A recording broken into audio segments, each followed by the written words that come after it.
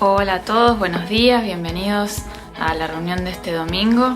Y para comenzar quería que leamos un texto que está en Santiago, como venimos estudiando, el capítulo 2, los versos del 5 al 7, que dicen así: Escúchenme, amados hermanos, ¿no eligió Dios a los pobres de este mundo para que sean ricos en fe?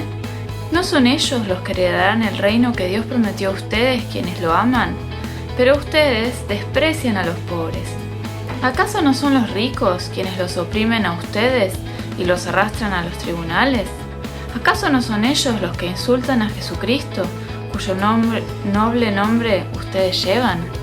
Y leyendo este texto me acordé de algo que también dice Pablo en 1 Corintios 1, a partir del versículo 26, que dice: Recuerden, amados hermanos, que pocos de ustedes eran sabios a los ojos del mundo o poderosos o ricos cuando Dios los llamó.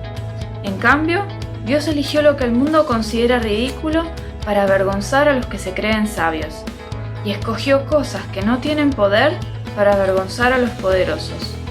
Dios escogió lo despreciado por el mundo, lo que se considera como nada, y lo usó para convertir en nada lo que el mundo considera importante. Como resultado, nadie puede jamás jactarse en presencia de Dios.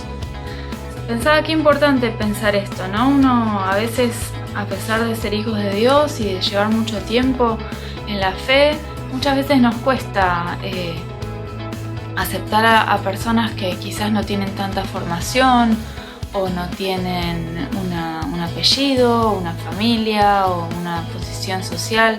Pensamos que siempre va a ser más sabio o más inteligente el que tiene más formación académica.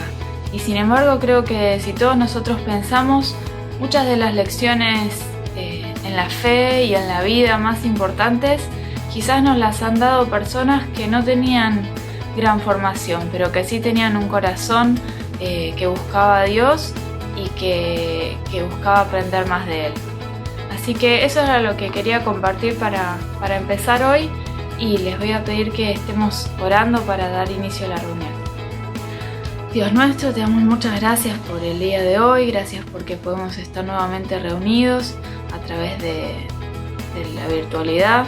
Y te pedimos, Señor, que estés bendiciendo esta reunión, que bendigas cada cosa que se diga, cada hermano que va a participar, y que realmente, Señor, a través del mensaje estés hablando a nuestros corazones.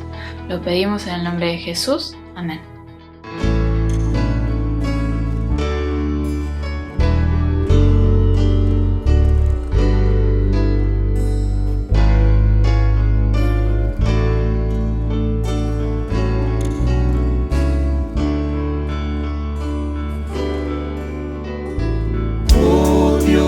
Eterno, tu misericordia, ni una sombra de duda tendrá.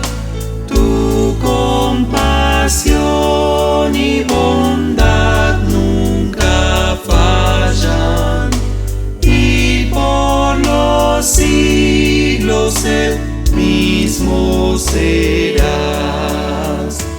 Oh, tu fidelidad, cada momento la veo en mí. Nada me falta, pues todo provees. Grande, Señor, es tu fidelidad.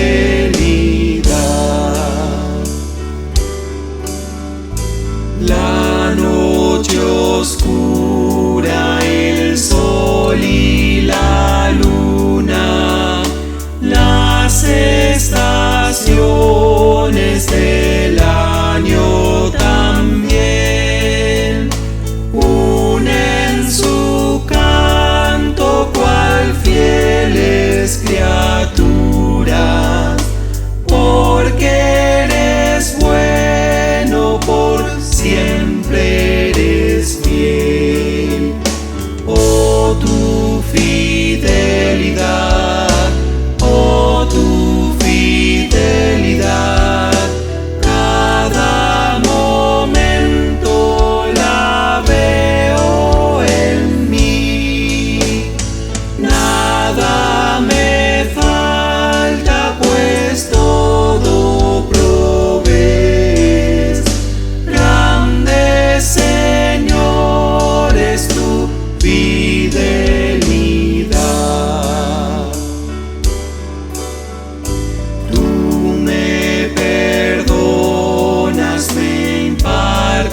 es el gozo, tierno me guías por sendas de paz. Eres mi fuerza, mi fe, mi reposo, y por los siglos mi Padre serás.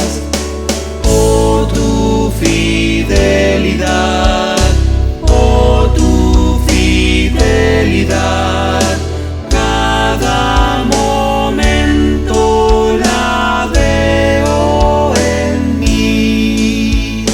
Nada me falta, pues todo provees. Grande, Señor, es tu fidelidad. Oh, tu fidelidad, oh, tu fidelidad, cada momento la veo en mí. Nada me falta, pues todo provees. Grande, Señor, es tu fidelidad.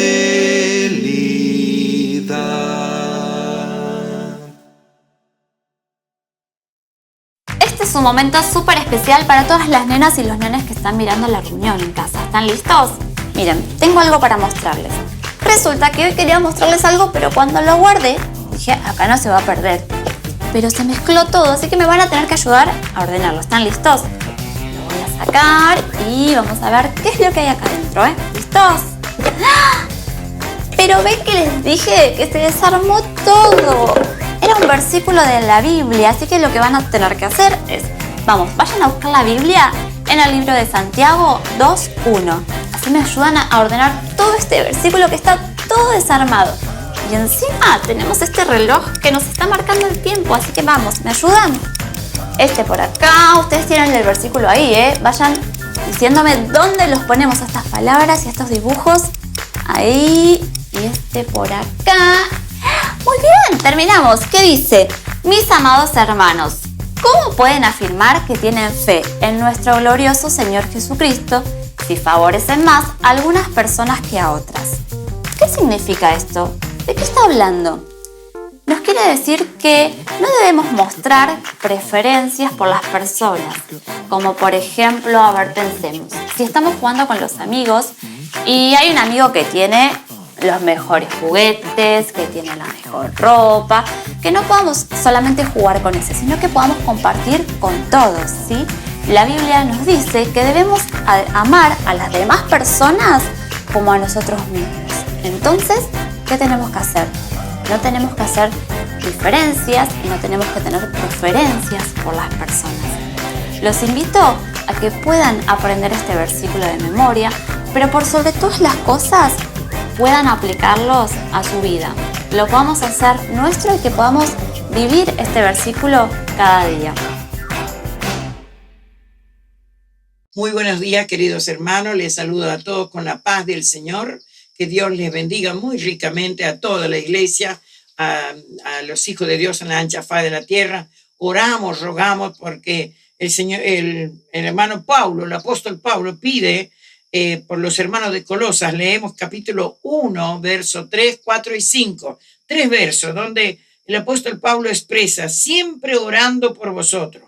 Damos gracias a Dios Padre de nuestro Señor Jesucristo, habiendo oído de vuestra fe en Cristo Jesús y el amor que tenéis a todos los santos, a causa de la esperanza que os está guardada en los cielos, de la cual ya habéis oído por la palabra verdadera del Evangelio.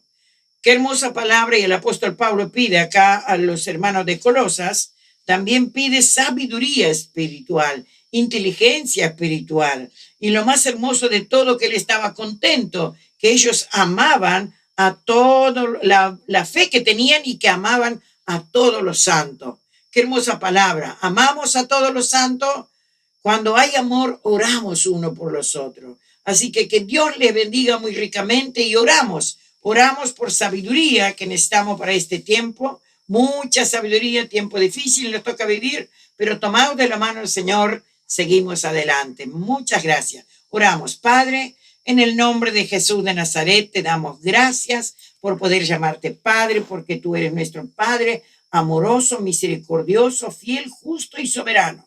Conoce nuestro sentar, nuestro levantar, conoce nuestra necesidad, conoce nuestra alegría, tristeza, porque también muchas veces hay cuando despedimos un ser querido, cuando está enfermo. Señor, te pedimos que tú suplas cada una de las peticiones, Señor, conforme a tu voluntad, Dios mío, y que nosotros sepamos aceptarla cuando llegue el momento, Señor. Te pedimos en el nombre de Jesús, bendiga a cada hijo tuyo, bendice a los jóvenes, a los niños, bendice también los ancianos, bendice a los diáconos, la comisión de la iglesia, en especial manera al pastor Juan, bendícelo muy ricamente, dale fuerza física y espiritual, Señor. Bendice también acá en Libertador, le pedimos, Señor, por la hermana Tamara que ha despedido a su papá, y te pido, Señor, que tú la consueles porque tú eres el Dios de toda consolación. Gracias, Señor. Consuela a aquellos corazones que están tristes, que han despedido a sus seres queridos, que ha quedado un vacío. Supla tú con tu presencia ese vacío, Señor. Rogamos en el nombre precioso Cristo Jesús. Amén. Por fe a Dios podemos ver a través de su inmensa creación, y en aquellos que caminan junto a Él, que andan por fe, no en lo que ven.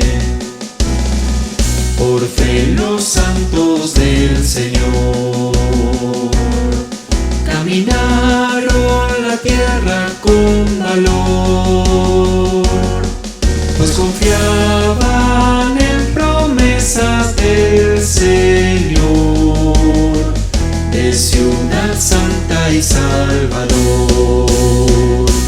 Viviremos sobre su promesa, fijaremos nuestros ojos solo en Él, hasta que el cielo sea nuestro hogar. Por fe en Él vamos a andar.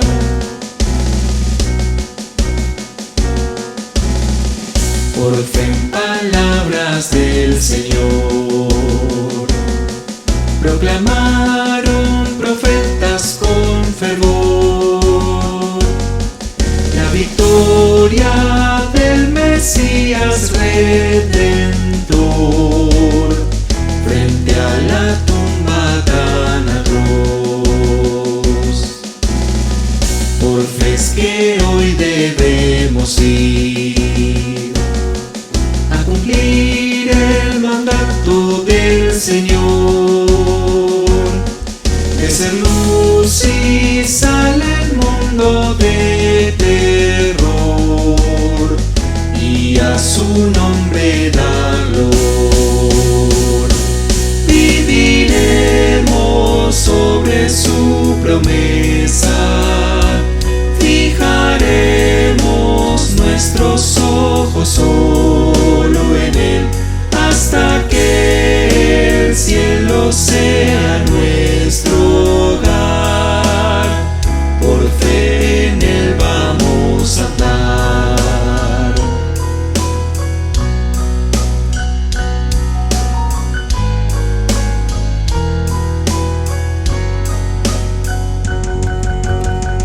Por fe el monte caerá, el poder del Señor lo moverá,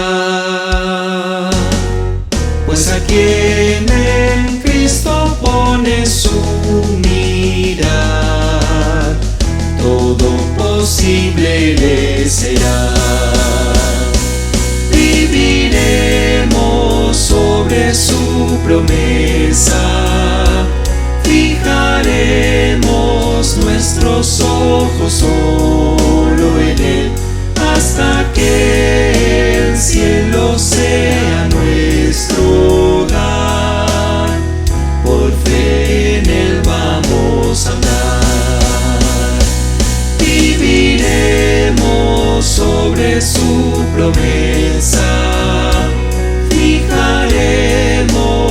nuestros ojos solo en Él, hasta que el cielo sea nuestro hogar. Por fe en Él vamos a andar, por fe en Él vamos a andar.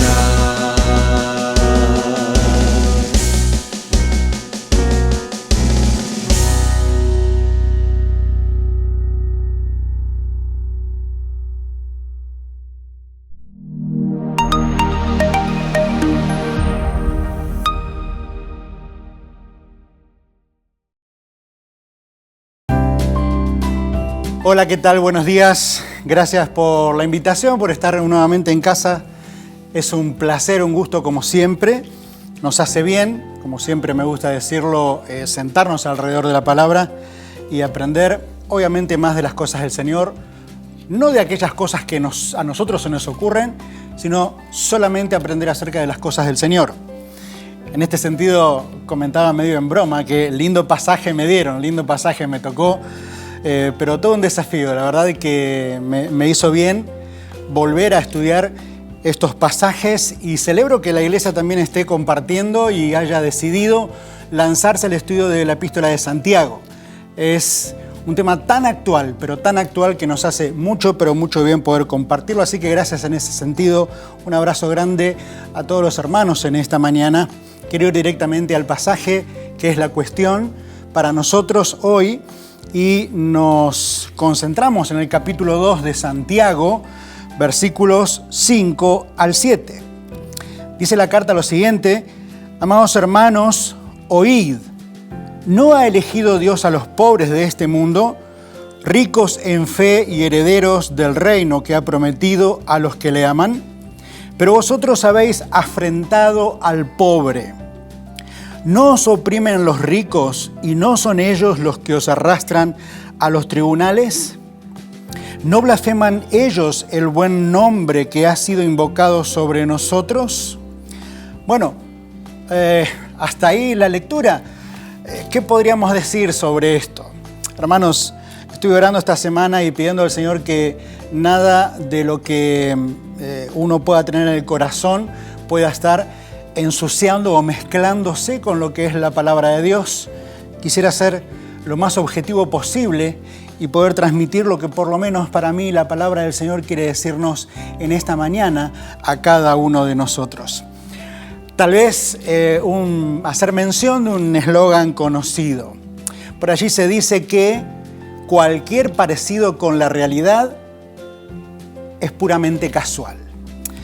Y yo diría que nada más apropiado para ponerle de alguna manera un título al sermón en esta mañana, sino cualquier parecido con la realidad es puramente casual. Hermanos, de movida vemos que la palabra de Dios es actual, que los mismos problemas que comenzaron a vivirse en el primer siglo, que comenzaron a infiltrar la vida de la iglesia, son los problemas con los cuales seguimos nosotros lidiando, trabajando, o hasta son los mismos problemas en los cuales estamos enredados tal vez. Bueno, quienes me precedieron en la presentación de los pasajes seguramente ya han compartido acerca de esta intensidad de la carta o de las palabras que Santiago le pone a sus escritos. Y esto es tremendo. Esta carta tiene una intensidad, por lo menos para mí, tremenda. Santiago está preocupado, pero muy preocupado por la situación por la que atraviesa la iglesia. Quiero ser claro en esto, no está preocupado por la situación social del momento. Si bien hay que prestarle atención, por supuesto, pero la preocupación de él es la situación por la que ya está atravesando la iglesia. No está preocupado por la ciudad, no está preocupado por las políticas de turno, ni por los planes económicos de turno, ni por lo que el imperio está haciendo con aquellos que están bajo su cobertura de alguna manera. Él tiene una preocupación fuerte por cómo la iglesia viene transitando el tiempo sobre esta tierra. Por eso, vuelvo a repetir, cualquier parecido con la realidad es puramente casual. irónicamente, ¿no es cierto? Quiero decir que la palabra de Dios es viva y eficaz, tal como ella misma lo dice, y es más cortante que toda espada de doble filo, y penetra los pensamientos y las intenciones del corazón. Quisiera que en esta mañana esa palabra penetre en mi corazón y pueda discernir todas aquellas cosas que están dentro mío y que necesitan ser arregladas. Vuelvo a repetir, Santiago tiene una preocupación enorme por cómo la iglesia está transitando en medio de estos inconvenientes. Una iglesia muy joven, hermanos, si pensamos que la carta de Santiago a las iglesias, no del apóstol, de Santiago a las iglesias, es tal vez la primera carta escrita junto con el Evangelio de Marcos, entonces estamos casi a unos 15, 18, pero no más de 20 años de obra, diríamos. Una iglesia muy joven, pero que ya viene con pisada fuerte avanzando en medio de la sociedad en aquel tiempo. Pero obviamente cuando la puerta de la iglesia se abre, cuando las congregaciones, cuando las iglesias abren sus puertas, llega de todo, obviamente. Pero en esta mañana nos concentramos en un tema que por lo menos para Santiago y también para nosotros es preocupante. Hay una división, hay pensamientos tal vez raros, diríamos pensamientos que no fueron enseñados, que no fueron tratados por el Señor, se han infiltrado en la vida de la iglesia. Y esta iglesia que viene avanzando, esta iglesia que viene creciendo, es la iglesia que ya en su seno tiene estas situaciones, estos vaivenes de la sociedad, por decirlo de alguna manera. Así que la preocupación de Santiago por una iglesia que oye y que tal vez no hace, lo hemos visto en los capítulos anteriores, es una preocupación profunda. Una iglesia que si hace eso, si piensa que hace, si cree que hace a través de algunas actitudes nada más, es una iglesia que va a terminar convenciéndose que la imagen que está dando de sí misma es una imagen correcta, es una iglesia buena, es una iglesia, entre comillas, normal, aceptable. Lo que Santiago hace en estos versículos es una especie de denuncia espiritual. Es una denuncia epistolar porque la escribe, la sella y la manda a las iglesias. Tengan en cuenta ustedes que estas cartas que escribían estos hombres inspirados por el Espíritu Santo eran cartas que debían leerse en la reunión comunitaria, tenían que leerse en el culto. Imagínense ustedes leyendo, el pastor de la congregación leyendo esta carta que envía Santiago para que todos la leamos. Imagínense lo fuerte que caería esto en medio de ese auditorio. Pero esta denuncia epistolar de alguna manera viene a poner en claro algunas cosas que los creyentes de aquel tiempo y hermanos, los creyentes de este tiempo, esta generación que nos toca vivir este tiempo, a cada uno de nosotros tiene que saber. Es el tema de siempre, de alguna manera el tema de siempre. Es ricos versus pobres o pobres versus ricos. Tampoco es un tema nuevo en la palabra. Amós también estuvo denunciando este tema. Malaquías denunció el mismo problema. Nehemías, ni hablar. Nada es nuevo. Aquellas cosas que nosotros vemos como problemas sociales, hermanos, de alguna manera no son nuevos. La pregunta es cómo nos preparamos, cómo incorporamos en nosotros mismos de tal manera el Evangelio que podamos llegar a todos aquellos que lo necesitan y que ese Evangelio, no nosotros, ponga las cosas en claro en cada uno de los corazones. Así que Santiago en este pasaje hace una serie de preguntas que son las que leímos nosotros hace un momento. Y él dice, oíd. Es prácticamente como si él estuviese allí en el púlpito delante de los hermanos o metido entre ellos y haciendo estas preguntas fuertes a un auditorio que lo está escuchando, aunque sea a través de una epístola, de unos escritos, pero lo está escuchando. Evidentemente era una carta entonces, como decíamos recién, que necesita ser leída. Y hermanos queridos, esas preguntas mismas que Santiago hace a la congregación en aquel tiempo, también son preguntas que necesitan de nuestra parte una respuesta concreta. No respuestas evasivas, no respuestas más o menos como para ensayar algo en medio de una pregunta complicada.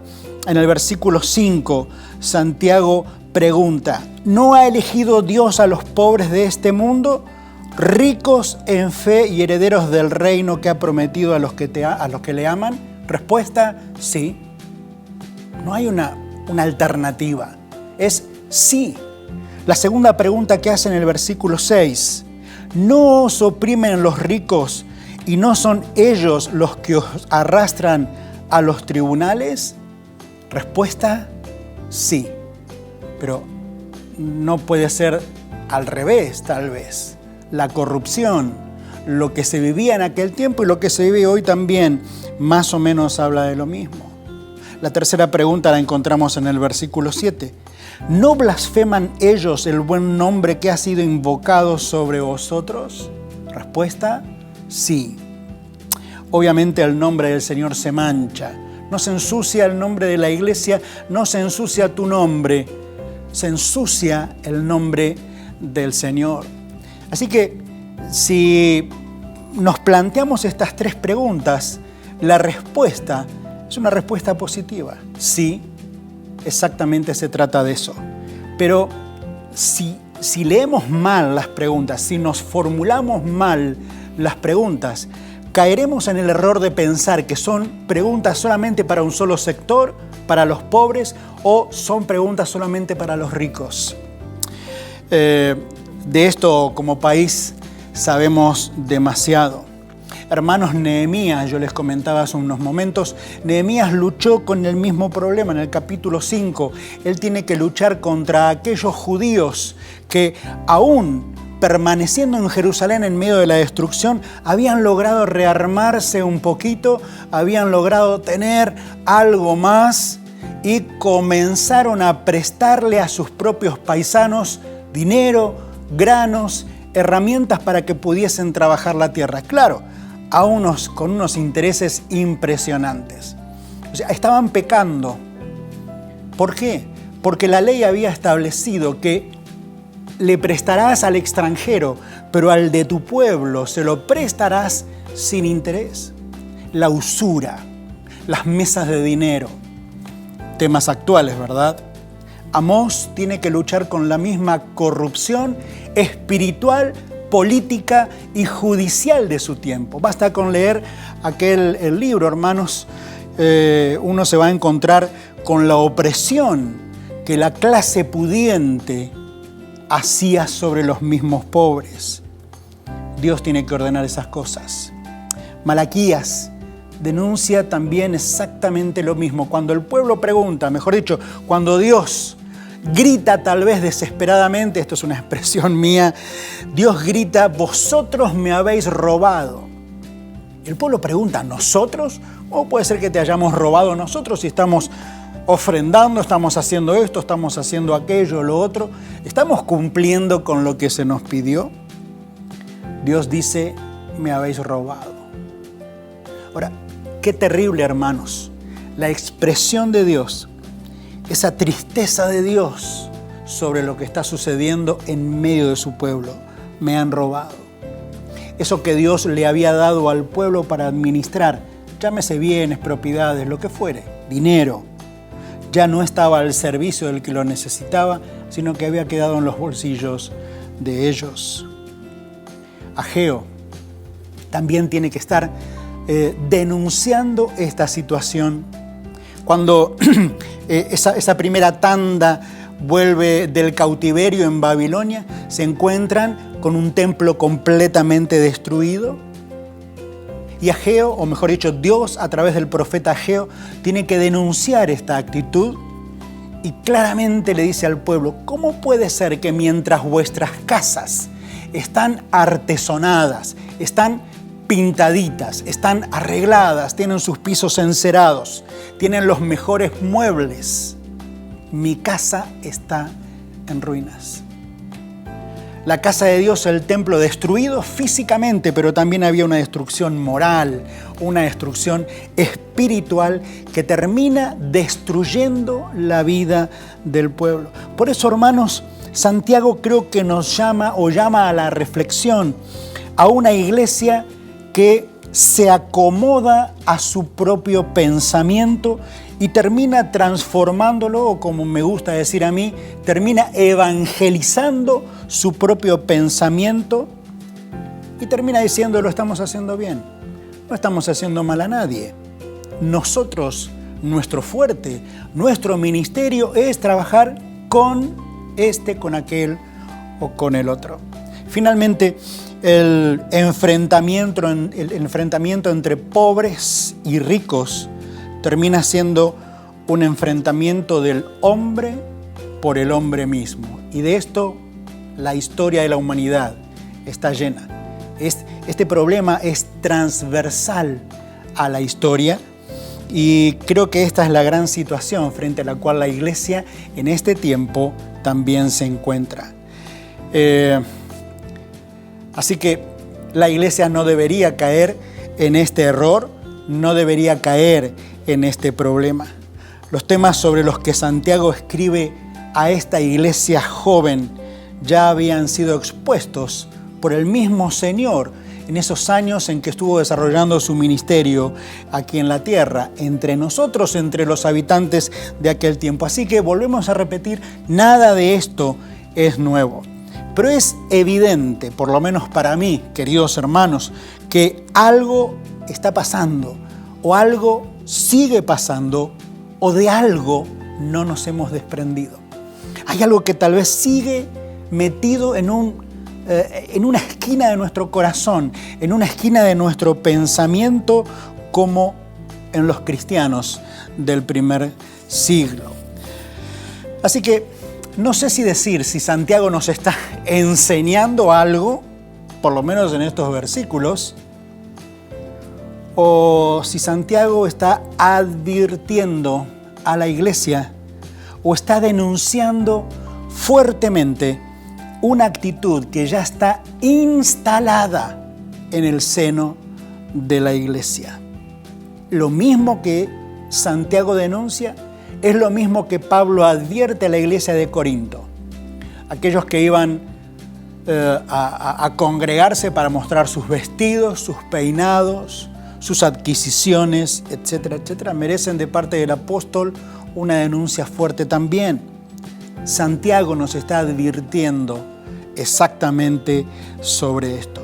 Hermanos queridos, necesitamos urgentemente, como congregación de este siglo, como iglesia de este siglo, como peregrinos de este mundo, como transeúntes de este tiempo, de esta sociedad, necesitamos desarrollar, generar anticuerpos, palabra muy usada en este tiempo, ¿sí? Por las razones que ya todos conocemos. Necesitamos desarrollar anticuerpos para o contra esta bacteria, este mal que termina afeando o desdibujando la misión de la iglesia.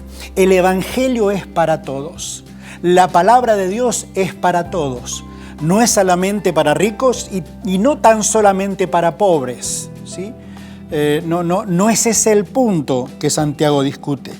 Pero quisiera compartir solamente dos cosas, por lo menos para mí importantes, y espero que para los hermanos en esta mañana también pueda ser exactamente igual.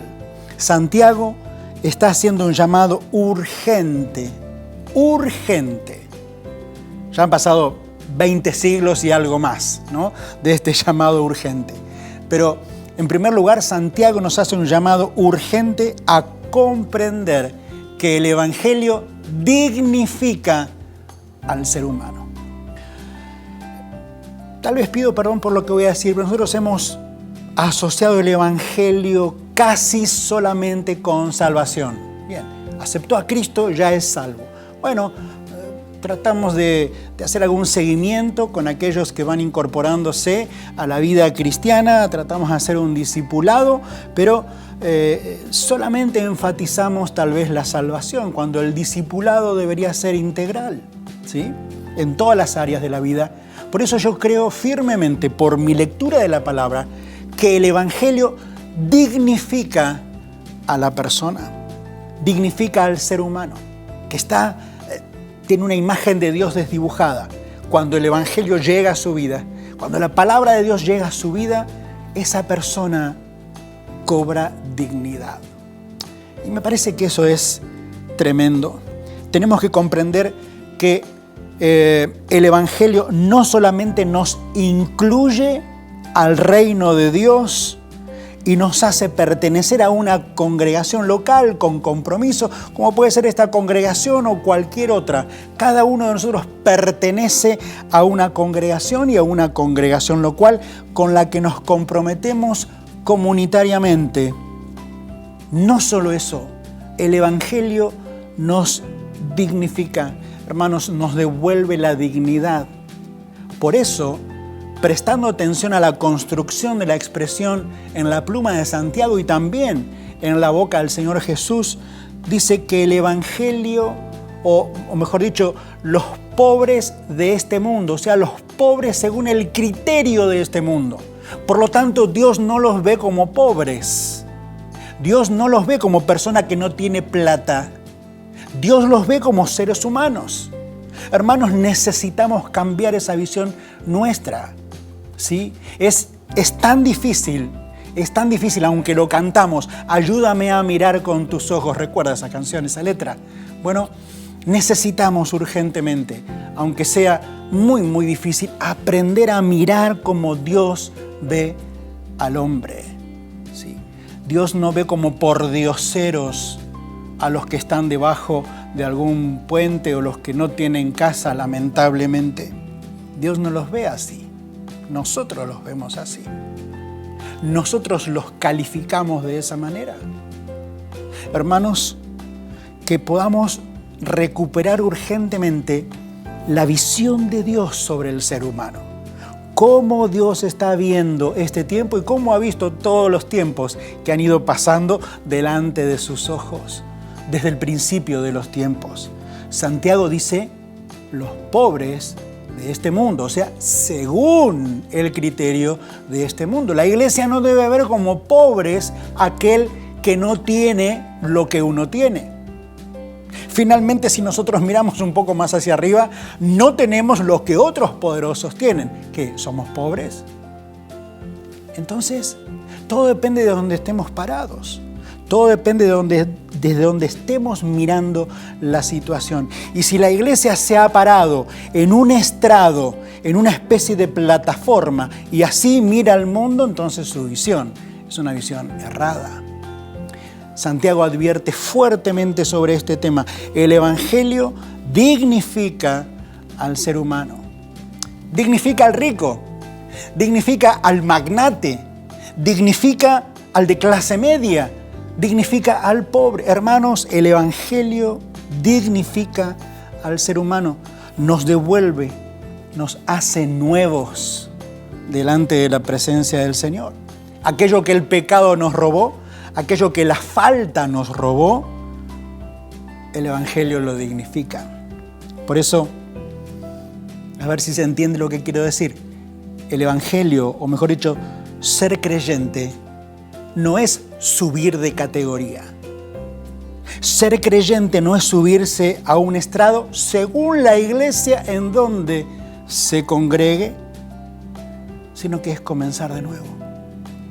Ser creyente, ser un cristiano que sigue y transita el Evangelio por decisión propia, no porque nadie lo presionó, sino por decisión propia, significa comenzar de nuevo. Por obra y gracia de Dios.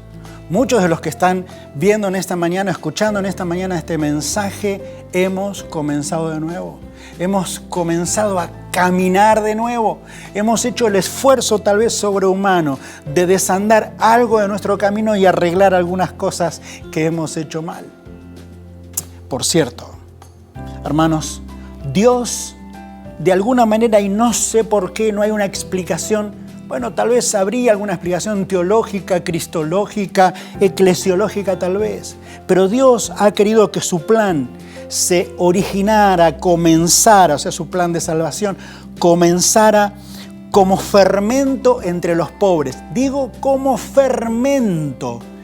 O sea, algo que allí empiece a leudar, a levar y comience a contagiar hacia todos lados.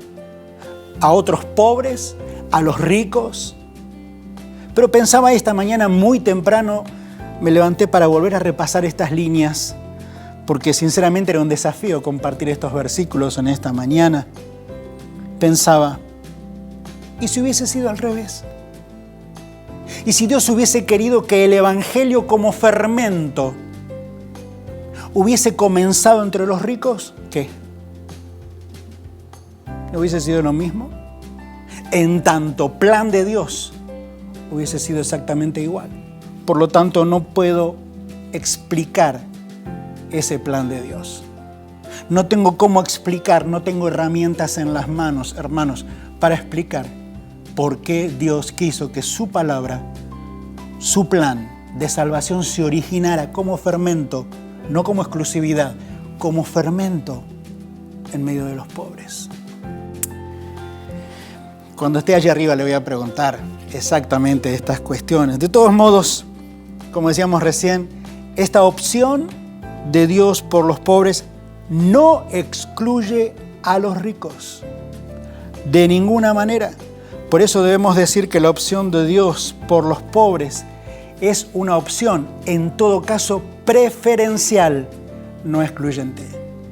No quiere decir que como empezó allí, bueno, es para ellos a otra cosa. Lo que empieza entre los ricos, bueno, es para los ricos y a otra cosa. Hermanos, no nos equivoquemos. La iglesia que caiga en ese pensamiento, en esa forma de conducirse, estará errada. Será una iglesia que esté transitando otro camino, tal vez no el del Evangelio.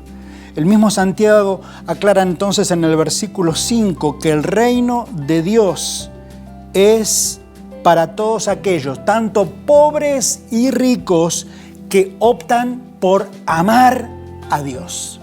Sea la condición en la que estés, sea la condición en la que hayas encontrado a Cristo en ese momento de tu vida, no excluye a los otros. No excluye al otro de la otra cuadra, al del otro barrio, al de provincia, al del interior. De ninguna manera lo excluye. Vuelvo a repetir ese versículo 5. ¿Acaso no ha elegido Dios a los pobres de este mundo, ricos en fe y herederos del reino? Hay una paradoja, ¿no es cierto? Pobres según el criterio de este mundo, pero ricos en fe. Hermanos, quisiera ser parte o seamos parte de una congregación rica en fe, que disfrute de esa fe como la riqueza más grande que tiene. La iglesia no es poseedora de sus templos, de sus medios, de sus bancos, de sus ofrendas. Sencillamente somos administradores de cada una de esas cosas que Dios ha puesto en nuestras manos en este tiempo. Por eso, cada vez que una persona se une al plan de Dios por decisión propia, por una decisión personal, aceptando el sacrificio de Cristo en la cruz del Calvario, tal como la palabra lo dice, tal como el Evangelio lo dice, arrepintiéndose de sus propios pecados, entonces comienza a caminar un camino de restauración, un camino de santificación, un camino de dignificación, como venimos diciendo, de su persona.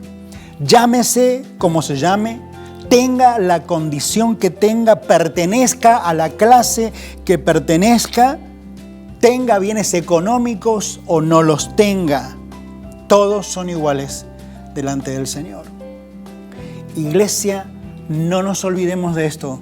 Todos somos iguales delante del Señor. Por lo tanto, Santiago tiene que advertir fuertemente a la iglesia, nuevamente lo repito, sobre el peligro de considerar al otro como pobre según los criterios de este mundo. Generalmente hemos asociado al pobre con aquel que tiene escasez o nada de recurso económico o de bienes materiales. Eso sería para nosotros el pobre, obviamente según los criterios de este mundo. Pero puede haber ricos pobres, pobres espirituales, pobres de persona, pobres de familia.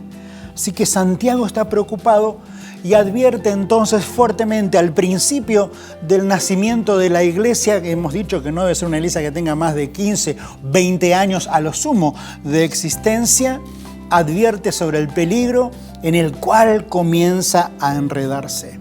Así que es una paradoja. Según el Sermón del Monte, hermanos, los pobres de este mundo, los pobres, según el criterio de este mundo, dice Jesús, usted lo sabe, son bienaventurados. Bienaventurados los pobres, dice, porque de ellos es el reino de Dios. Bien, no nos vamos a meter en la explicación de esa bienaventuranza, solo decimos y recordamos para nosotros mismos en esta mañana que los pobres, según el criterio de este mundo, a los ojos de Dios, para Dios, son bienaventurados. Así que lo primero que quisiera dejar claro en esta mañana, o intentar dejar claro, es que el Evangelio dignifica al ser humano, esté en la condición que esté.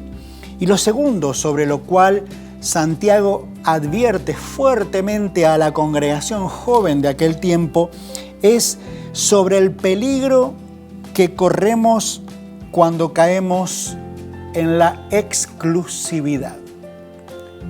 A ver si se entiende. Santiago dice, corremos peligro, hermanos, de caer en la exclusividad. Corremos peligros de transformar el Evangelio en una clase social, de transformar la vida de una congregación, la vida de una iglesia, cualquiera fuere ella, en un lugar exclusivo donde solamente entran algunos. Y como yo digo irónicamente o socarronamente, a veces en la entrada de los templos, en lugar de ujieres, hay patobicas que dicen, vos entrás, vos no. Bueno, olvídense de esto que digo, solamente una mención. Hermanos, pensar que somos exclusivos es un peligro constante. Pensar que soy uno de los músicos de la iglesia exclusivo es un peligro constante. Pensar que soy el mejor predicador es un peligro constante. Pensar que lo que yo hago no lo hace otro tal como yo lo hago es un peligro constante. El mundo, las sociedades, déjenme pensarlo de esta manera. Hay veces donde los canales de televisión, las señales que transmiten, tienen artistas exclusivos. Ellos no pueden ir a otro canal a hacer su tarea o trabajar para otro. Son exclusivos de ese canal. Son exclusivos de esa señal y no pueden, a menos que se les permita, hacer otro trabajo o presentarse en otro lado. Hay cantantes que son exclusivos de sus sellos discográficos y terminan siendo cautivos del sistema. Hay automóviles exclusivos, hay otros que son base. Así que si tenés un base al lado del mismo auto exclusivo, algo te falta. Hay empresas exclusivas, hay películas exclusivas. Por eso el concepto de exclusivo nos coloca de un solo lado.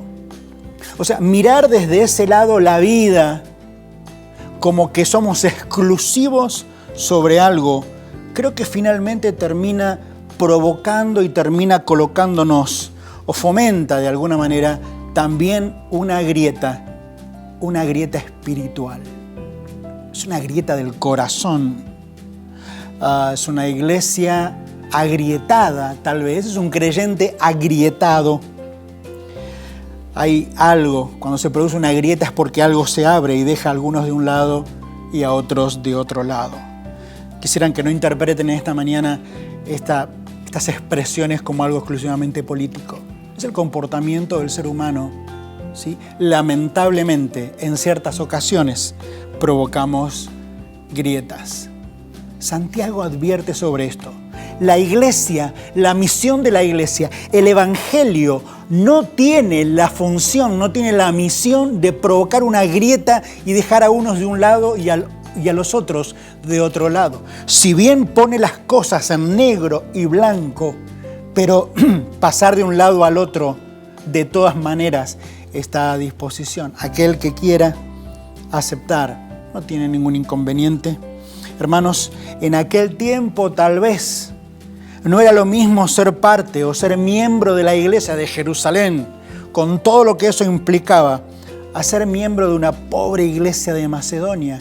Recuerdan ustedes muy bien allí en 2 Corintios capítulo 8, como Pablo le dice a los macedónicos: bueno, ustedes no ofrenden, ustedes son pobres. Una lección tremenda para Pablo en aquel momento. Ustedes no están en condición de poner un centavo para los pobres que están pasando hambre allí en Jerusalén. La iglesia, las congregaciones, los creyentes evangélicos de Macedonia, en el buen sentido, se sublevan frente a la invitación de Pablo a no ofrendar, a excluirlos de alguna manera, no se sientan obligados. Y las iglesias gritan: por favor, Pablo, no nos prives del privilegio de ofrendar. ¿Entiende eso? Ofrendar es un privilegio. Ser parte del plan de Dios es un privilegio. Ofrendar no es manotear la billetera en medio del culto y ver qué tipo de billete tengo. Hermanos, es mucho más que eso. La ofrenda es algo que ya está preparado de antemano. Es el corazón preparado de antemano, la vida preparada de antemano para que la acción que va a tomar al ofrendar caiga en buena tierra. Por eso, cada vez que una persona entonces se une al plan de Dios, es una persona útil en las manos de Dios. No era lo mismo ser parte de aquella iglesia en Jerusalén a ser parte de una iglesia pobre allí en Macedonia.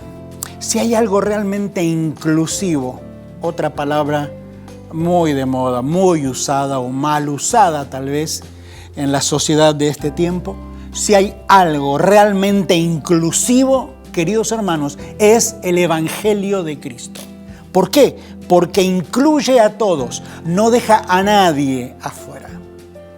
Es una puerta abierta, dignifica, equilibra, permite y favorece la comunión unos con otros. Puedo estar con ustedes en comunión porque el Evangelio dignifica. Puedo estar en comunión con mis hermanos porque el Evangelio ha dignificado mi vida y la tuya, hermanos. Tremendo eso.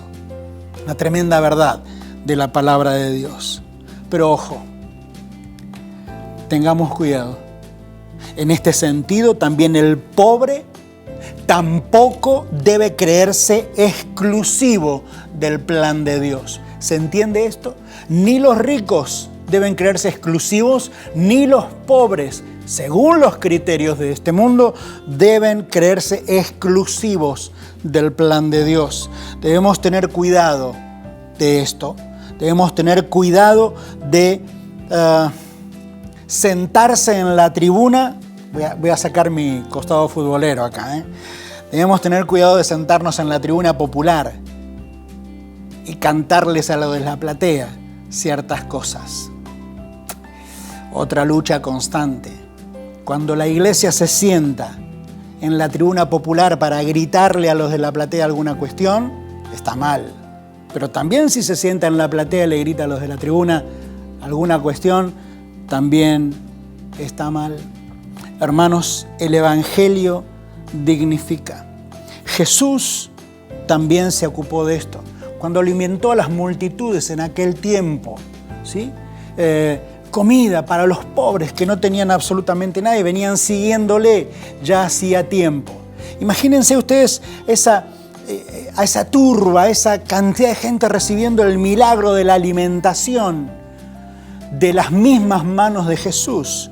De alguna manera corrían peligro también de sentirse exclusivos.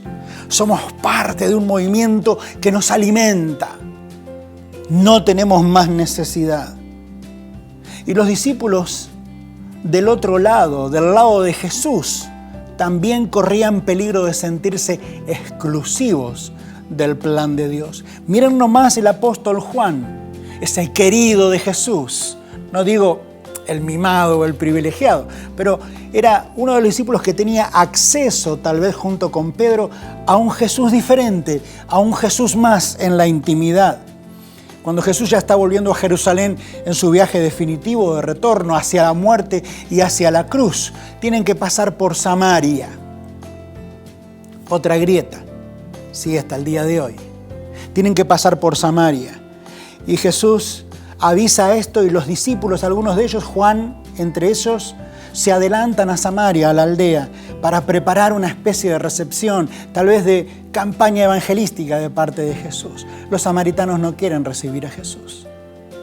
No les interesa, por lo menos en ese momento. Juan se pone como loco. ¿Cómo no quieren recibir a Jesús? ¿Cómo no quieren hacer algo, alguna campaña, algún encuentro para que otros conozcan el Evangelio? No quieren de ninguna manera. Juan, completamente preocupado, pero muy enojado, se acerca a Jesús y le dice: Señor, no te quieren recibir. Y se le ocurre una idea extraordinaria para poner las cosas en claro, o de un lado o del otro. Y claramente le dice a Jesús: ¿quieres que hagamos descender fuego del cielo y los consuma? Aplausos para Juan. Acaba de ocurrírsele una idea que pone a unos de un lado y a otro de otro lado. Discípulo del Señor. Qué tristeza, ¿no? Ahora, Jesús alimentó a las multitudes, también alimentó a los pobres, obviamente. Pero en un momento les dijo: ustedes me están siguiendo solamente porque yo les doy de comer. Y a partir de ese momento la enseñanza de Jesús comenzó a ser muy fuerte al corazón y a los oídos de muchos de los que seguían a Jesús en aquel tiempo. Dieron media vuelta y se fueron. Ya te escucharemos en alguna otra oportunidad. Estas son palabras muy fuertes. ¿Por qué nos hablas así? ¿Por qué nos enseñas esto? Se fueron. Y los discípulos del otro lado miraban a la gente que se iba y tal vez aplaudían, ¿no es cierto? Esto es una exageración mía. Nosotros estamos del lado correcto, pensaban los discípulos. Jesús se da vuelta, los mira y les dice: ¿quieren irse ustedes también? La verdad es que no los necesito. ¿Quieren irse ustedes también? Señor, ¿a quién iremos? La iglesia corre peligro cuando mira de esta manera a la sociedad. Cuando la iglesia tiene los criterios de este mundo, está equivocada, está errada. Quiero ir concluyendo. Finalmente, una de las enseñanzas más fuertes, por lo menos a mi corazón, de Jesús a los discípulos y por extensión a los demás, a los que están escuchando el mensaje de Jesús, es cuando Él les dice: ustedes saben que los señores de este mundo oprimen a los pobres, se enseñorean de los demás, etcétera, etcétera. Ustedes saben que los políticos de este tiempo se enseñorean de la gente, etcétera, etcétera. Jesús dice más o menos estas palabras, pero los mira amorosamente a sus discípulos y tiernamente, pero fuertemente, concretamente les dice: mas entre vosotros no debe ser así. Hermanos, claramente, para redondear todo el pensamiento en esta mañana, si los señores de este mundo se enseñorean de los pobres según el criterio de ellos, entre los hijos de Dios, en la iglesia, no debe ser así. ¿Qué pasa? Puede ser, pero no debe ser así. Claramente está en el Evangelio. Por eso digo en esta mañana que el Evangelio es totalmente inclusivo. 3 grandes conclusiones para terminar. Hermanos queridos, a partir de la lectura de este pasaje de Santiago, y vuelvo a decir que celebro que como congregación estén estudiando esta carta, que se animen y soporten las enseñanzas de esta carta. En primer lugar, digo, aprendamos a vivir como una comunidad cristiana evangélica. Aprendamos a vivir. O mejor dicho, sigamos aprendiendo. capitalicemos todo lo que ya hemos aprendido y sigamos aprendiendo. En segundo lugar, los bienes que Dios nos ha dado, los que fueren, en cantidad o en no tanta cantidad, los bienes que Dios nos ha dado son sencillamente para ser administrados. No son nuestros. No somos dueños de nuestros templos. No somos dueños de nuestros mobiliarios. No somos dueños de nuestros medios. Somos sencillamente administradores.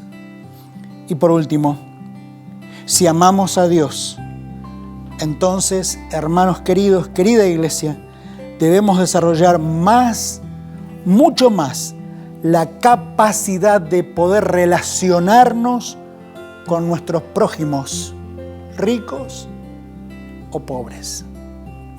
Pobres o ricos. Quiero terminar con la lectura de la primera carta de Juan, allí, capítulo 4, pasaje muy conocido para nosotros, pero nos dice, el apóstol le dice a la iglesia, nos dice a nosotros en esta mañana, nosotros amamos porque Él nos amó primero. Si Dios no nos hubiese amado, si Dios no hubiese comenzado su plan como fermento salvatorio, salvífico, en medio de los pobres de este mundo, nosotros no podríamos amarle a Él.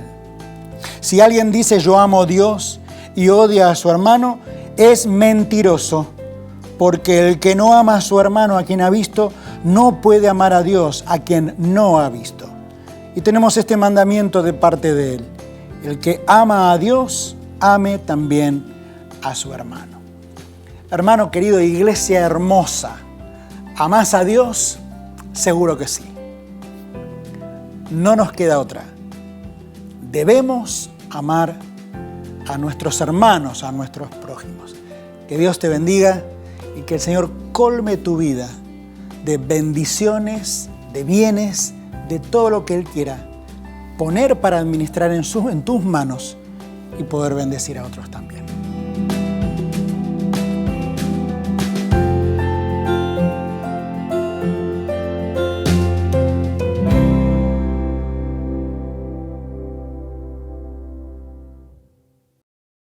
Cuando nosotros leemos la epístola de Santiago, el último capítulo, nos dice que Elías fue un hombre semejante a cada uno de nosotros.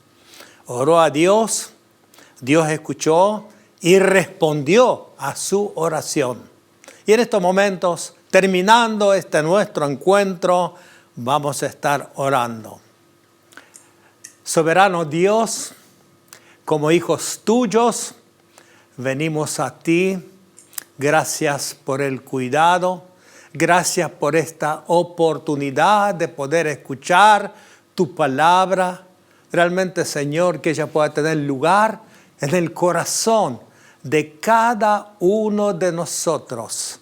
Gracias por tus siervos que están anunciando. Aún, Señor, en estos momentos recordamos a cada uno de nuestros hermanos, tus hijos, que han consagrado sus vidas y han ido a otros países llevando este mensaje donde hay persecución, donde hay necesidad, pero suplicamos para que tú le acompañes, para que el Evangelio pueda llegar a muchos corazones.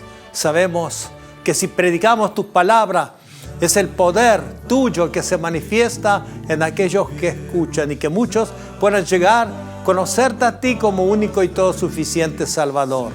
Y también, Señor, pedimos que nos bendigas en el trabajo donde tú nos has puesto, que nos guíes dando sabiduría, entendimiento, hacer sabiamente todas las cosas. Bendice nuestra juventud, bendice la niñez, bendice, Señor, a nuestros maestros de la escuela dominical que están instruyendo a la niñez. Te amamos, Señor, queremos crecer y es por eso venimos a ti en tu nombre, Señor, con tu bendición.